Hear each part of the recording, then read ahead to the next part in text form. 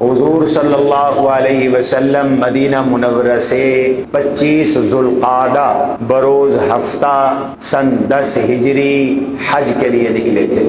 ذوالحلیفہ تشریف لائے، رات یہاں قیام فرمایا، اتوار کو نماز ظہر کے بعد آپ یہاں سے نکلے، مختلف مقامات پر رکتے رکتے چلتے چلتے مقام شریف میں پہنچے۔ یہ مکہ مکرمہ سے 6 میل پہلے ایک جگہ کا نام ہے۔ حضور صلی اللہ علیہ وسلم مقام شریف سے روانہ ہوئے اور مکہ مکرمہ سے باہر ذی طوا نامی جگہ پہ پہنچے۔ یہ اتوار کی رات اور 4 ذی الحج کی تاریخ تھی، صبح کا وقت تھا، رسول اللہ صلی اللہ علیہ وسلم مکہ مکرمہ میں پہنچے۔ یاد رکھیے حضور کا یہ سفر حج ہفتے کے دن شروع ہوا، اتوار کے دن حضور مکہ مکرمہ میں پہنچے۔